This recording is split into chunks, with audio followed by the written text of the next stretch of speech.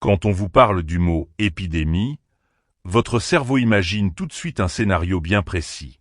Vous pensez à un virus biologique qui se propage, à une bactérie tapie dans l'eau potable, à la piqûre d'un moustique infecté, ou à des crises sanitaires historiques comme celle du sida. Bref, des menaces invisibles, mais parfaitement rationnelles. Des fléaux biologiques que la science moderne sait observer au microscope, analyser en laboratoire, et la plupart du temps, expliqués par des lois physiques et médicales. Mais l'histoire de l'humanité cache une autre catégorie de fléaux. Des crises que l'on pourrait qualifier d'irrationnelles. Des épidémies sans aucun virus, sans aucune bactérie, et pourtant terriblement contagieuses. Par le passé, le monde a déjà vu des villes entières prises d'une épidémie de danse mortelle au Moyen-Âge, ou des communautés entières frappées de transes collectives. Le corps médical assiste alors à une propagation de symptômes physiques dévastateurs, sans qu'aucune cause biologique ne puisse être détectée. Et c'est précisément dans cette deuxième catégorie, celle de l'inexplicable et du mystère psychologique, que nous allons plonger aujourd'hui. Bienvenue en janvier 1962, au Tanganyika, l'actuelle Tanzanie. Ce jour-là, dans une école pour jeunes filles, la science va être mise au tapis par un ennemi invisible. Son seul symptôme, un fou rire mécanique, incontrôlable et destructeur, qui va paralyser des dizaines d'écoles, terrasser des centaines d'enfants et plonger les autorités locales dans le plus grand désarroi. Sortez vos carnets, aujourd'hui on dissèque l'affaire de l'épidémie de fou rire de Kachacha. Je suis Ake, et si vous aimez ce genre d'histoire sombre, de mystères historiques et de plonger dans les recoins les plus étranges de l'esprit humain, vous êtes au bon endroit. Pour comprendre comment on bascule dans l'irrationnel, il faut pousser les portes d'un établissement très spécifique. Une école pour orphelines située dans le village de Kachacha. Nous sommes le mardi 30 janvier 1962. La journée commence comme toutes les autres, dans le calme et la discipline de cette institution. Qu'il est bon de rire, me direz-vous, même à s'en rendre malade. C'est une expression courante. Mais ce jour-là, le sens de cette phrase va basculer dans le tragique. Tout commence avec 3 fillettes. Au milieu de la classe, elles éclatent soudain d'un rire totalement incontrôlable. Ce n'est pas un petit rire étouffé en coin de table ou une simple gaminerie. C'est un rire physique, total, violent. Elles se trémoussent sur leur chaise, elles poussent des cris de joie stridents et finissent par se rouler par terre. Elles ne se contrôlent plus du tout. Très vite, l'ambiance bascule. Les rires commencent à changer de nature. Ils deviennent convulsifs. Leurs visages se crispent de douleur. Les fillettes pleurent de détresse, mais leurs cordes vocales continuent de s'agiter.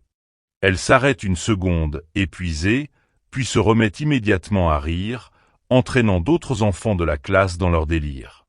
Le phénomène se propage par le simple regard, par la simple écoute. En observant la scène, les enseignants se rendent bien compte qu'il se passe quelque chose de profondément bizarre. Ces petits corps d'enfants secoués de spasmes incessants les inquiètent au plus haut point. Alors, ils tentent d'intervenir.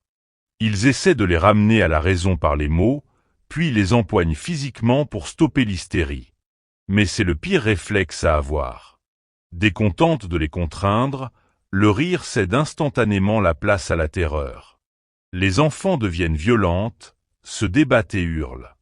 Le texte d'époque est formel, c'est infernal. On aurait pu penser à une crise de nerfs passagère, à une mauvaise plaisanterie qui durerait quelques heures. Mais le temps passe, et le rire ne s'arrête pas. Les plus atteintes parmi ces jeunes filles rient durant 16 jours d'affilée. Imaginez l'état d'épuisement physique et psychologique de ces enfants.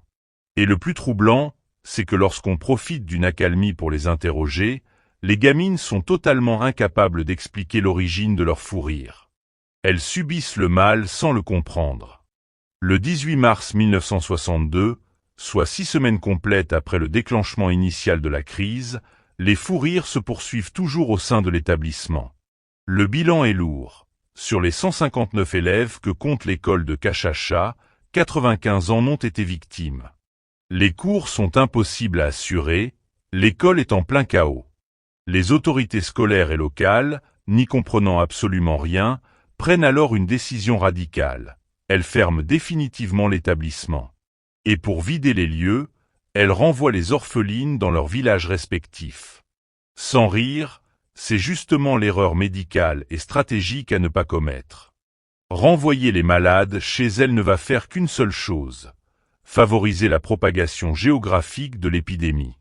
Le mal s'exporte instantanément et atteint le village de Nchamba, pourtant éloigné de 80 km de l'école initiale. En avril et en mai, la situation échappe totalement à tout contrôle. On compte déjà 217 jeunes gens, des deux sexes cette fois, pris de fou rire. Après Nchamba, la traînée de rire se propage comme une traînée de poudre à un autre village de la région. Le schéma se répète. On continue de renvoyer les élèves chez eux des quinquas se déclarent, ce qui répand davantage encore le mal à chaque fois. C'est l'effet domino dans sa forme la plus pure. Face à ce phénomène qui ronge la jeunesse de la région, les autorités sont complètement débordées.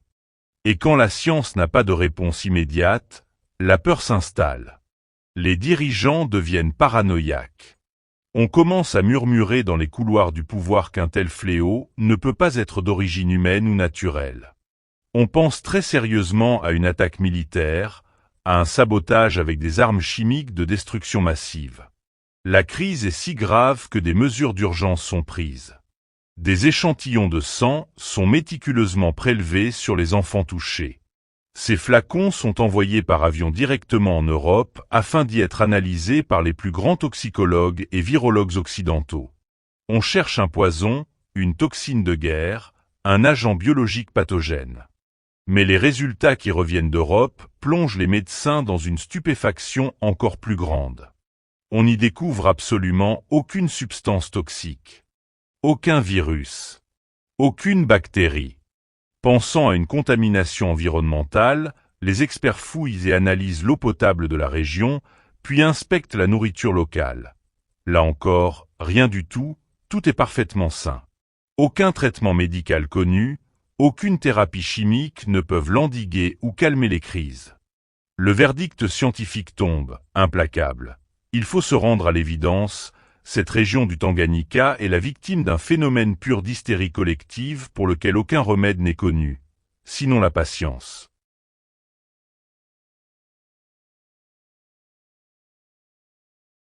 Et la patience va finir par payer. Effectivement, 6 mois plus tard, l'épidémie commence enfin à s'essouffler d'elle-même. La tension redescend, le mal s'évapore aussi mystérieusement qu'il était apparu. Les élèves retrouvent enfin leur sérieux et peuvent enfin retourner sur les bancs des 14 écoles qui avaient dû être fermées durant la crise. L'affaire de Cachacha reste gravée dans les annales de la médecine moderne comme un cas d'école de maladie psychogène de masse. Elle nous démontre une vérité fascinante et parfois effrayante sur notre propre nature. Les épidémies rationnelles attaquent nos cellules et nos corps, mais les épidémies irrationnelles, elles, piratent directement notre esprit et notre système nerveux.